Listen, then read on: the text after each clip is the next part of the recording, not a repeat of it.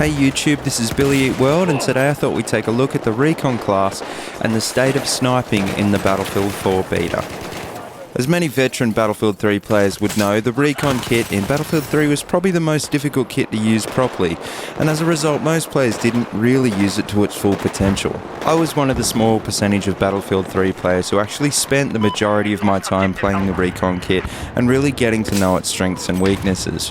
By the looks of it, the Recon kit has got a substantial buff in Battlefield 4, and although it's difficult at this stage to judge how substantial the change will be, I thought I would dive right in and attempt to use the Recon kit in a similar way as I'd used it in Battlefield 3.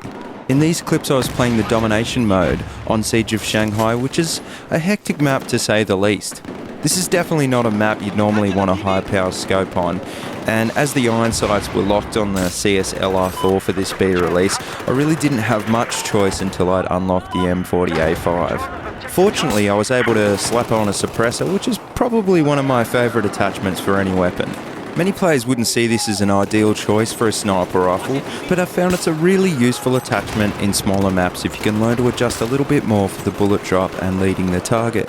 A suppressed bolt-action rifle is going to be dealing a huge amount of damage per shot, whether it has a suppressor on or whether it doesn't, and lead and bullet drop really won't be as big of an issue at short ranges. So if you really must use a bolt-action on close quarters maps, you might as well use a suppressor.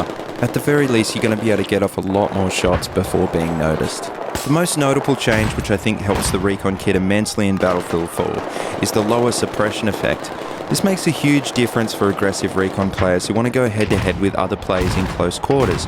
In BF3, unless you were consistently getting the drop on players, aggressive sniping was very difficult at best. I also really like now that higher damage assists count as a kill. Even though bolt actions are still not a one-shot kill unless you hit a player in the head, most of the time, at close to medium range, a shot to the body will count as a kill if one of your teammates drops the player straight after you hit them. It's about time this counts for something, because there's nothing more frustrating than doing 80 plus damage to a player and one of your teammates stealing the kill. Something that I don't like is, although it's not such a big issue in domination, in bigger maps where you expect to stay alive a lot longer, I expect that lost bullets when changing mags is going to make a huge difference.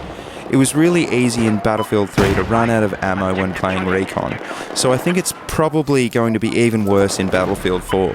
Another downside to this is that unless you're playing with friends, if you're running flanking routes, you'll be less likely to randomly come across ammo packs, as support players will usually drop these in higher traffic areas for maximum effect and for more points. I guess the most important thing to remember in Battlefield 4, and especially for the Recon class, is try not to take a shot unless you really think it's going to count. As for specifically how I feel about the two bolt-action rifles and their attachments that have been included in the Battlefield 4 Beta, I can definitely say I'm probably more inclined to tip the M40A5 over the CS LR4 as my favourite so far.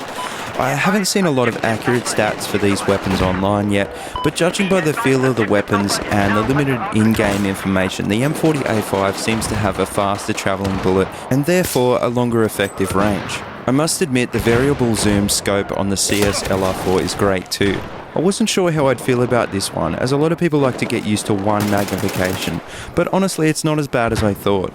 On Conquest I was mainly using the 14 times mode and only switching to 8 times to spot enemies and for close range targets. On the domination mode I'd prefer a lower power scope, but at least for now the 8 times on both the M40A5 and the CS LR4 is as good as it gets. I'm not a big fan of bipods on rifles like this, so I haven't really used them so far, but I expect I'll be using them a lot more when the final game is released with the higher powered sniper rifles.